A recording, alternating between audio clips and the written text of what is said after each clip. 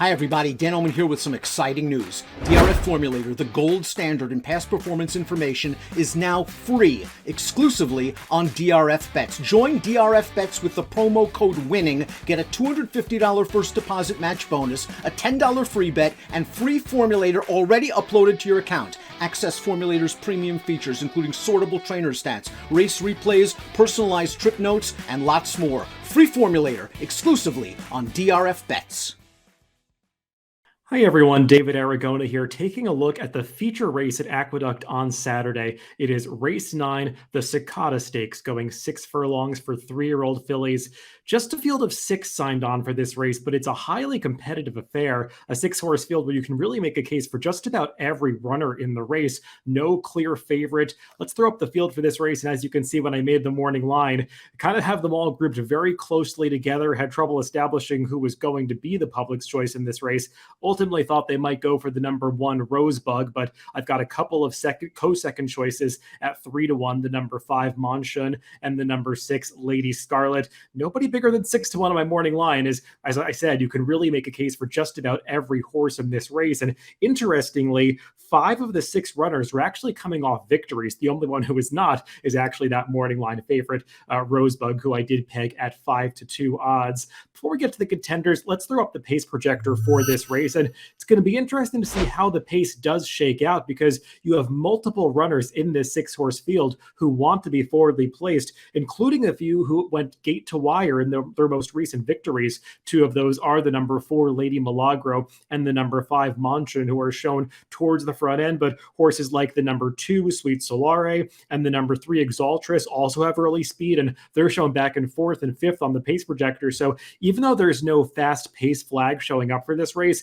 this is a pace that I could see heating up on the front end, and maybe that will set it up for that number 1 Rosebug, who is turning back in distance and seems like the one true closer in this race. And speaking of Rosebug, let's take a look at her maiden victory when she won 2 back at the end of December. This was in the slot, but you had to like the way that she did this. That's her in coming into the stretch with that orange cap, already having established the lead in this race. She stalked a rival to her inside early, took over from that foe at the top of the stretch, and just goes on to a pretty easy victory. You can see her rider, Jose Ortiz, as they come past the 8th pole, already looking around for competition, and she is just eased up as they come under the wire. Earned a nice 97 time form US speed figure for this performance, and this was just her 2nd career start on the dirt at the time. She had debuted on the dirt back in August at Saratoga and faced some pretty good rivals that day, including subsequent stakes winner Gerrymander.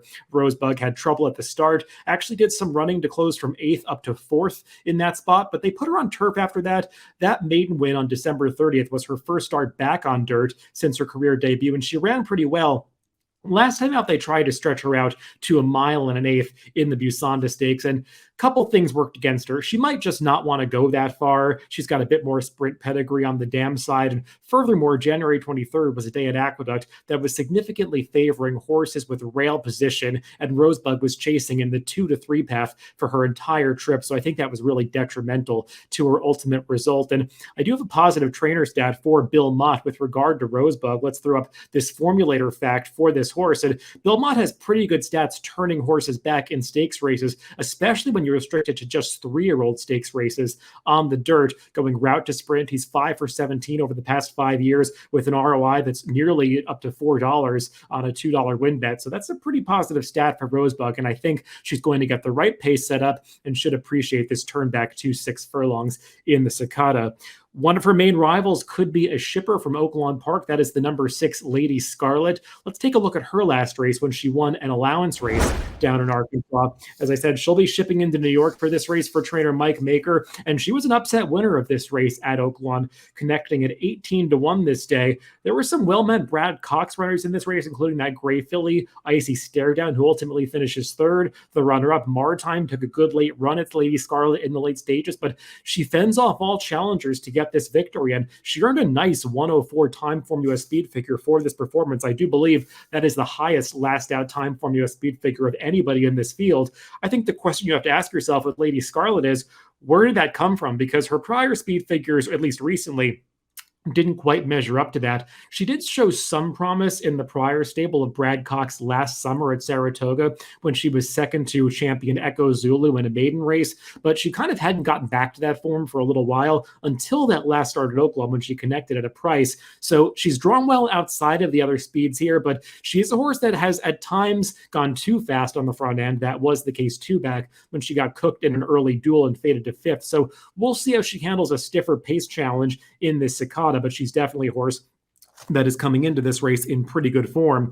One of her early pace rivals could be the number 5 Monshun. Let's take a look at her only victory when she won at Saratoga last summer. Hasn't competed since last August, but this lone start when she won her career debut was pretty impressive. She took a lot of money this day to get bet down to 5-2 and won impressively, drawing off by about 5 lengths in mid-stretch before the runner-up Morning Matcha cut into the margin a little bit in the late stages. But it's not like Monshun was ever slowing down through the stretch of this race. She put in a commanding performance to win here and earned a pretty solid 95 time form US speed figure for this debut effort. With routine improvement from her 2-year-old to 3-year-old season, she's going to be pretty tough to handle in this race.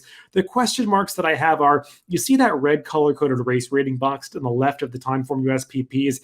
That indicates that that day at Saratoga, August 18th, was a speed favoring main track. So she was maybe riding a track bias that day, and I was looking through the charts before recording this video. A lot of horses did go gate to wire on that August 18th card, so she might have been with the track profile. The positive, though, is the runner-up Morning Matcha, who you saw closing at her in that replay. She's come out of that race to win a stakes race. She's done a lot of good things since then, been placed against some tougher fields. She actually finished ahead of today's rival Rosebug in that Busanda Stakes for Rosebug's last start. So Monshun being a good field first time out. I think there are just some question marks as she returns from the layoff and faces some other pace rivals.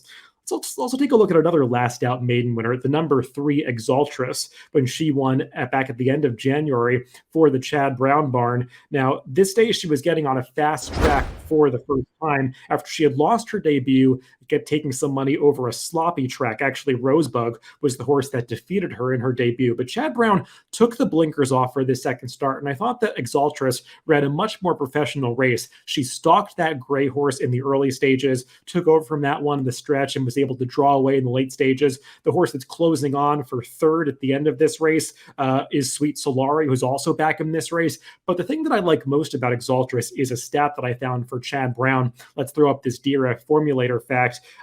You won't find stats that are much more positive than this. Just over the past 2 years at Aqueduct, Chad Brown, with last out maiden winners on the dirt, is 13 for 18. That's a 72% win rate with an ROI that's above $4. Chad Brown has had some very strong Aqueduct meets in the past couple of years, and he's really connecting at a very high rate with these last out maiden winners. A lot of them did so in route races, and this obviously is a sprint going 6 furlongs, but Exaltress does fit this pattern, and she's just a horse that's going to have to run a little bit faster if she's going to beat this field, but she's by into mischief. She's been well regarded in both career starts so far, so it wouldn't be a big surprise to me if she took a step forward for a very hot barn. Let's take a look at the past performances of Sweet Solari, the other horse that's coming out of that maiden race that Exaltress won, and Sweet Solari actually came back out of that race and broke her maiden next time out on February 25th. I thought ran decently to win that race. It probably wasn't the toughest maiden field in the world. She showed improved early speed, though, to get that victory gamely by 2 lengths. The problem with Sweet Solari is I don't think she's getting the lead here. You saw on the pace projector, there were other horses that just figured to be faster in the early going. So she might have to do it from off the pace, and we'll see if she's at her best trying to pass horses in the lane. Another horse that we should mention before I go to my picks is Lady Milagro, who's another one of those horses who's coming off a last out victory. And let's take a look at her race from February 24th.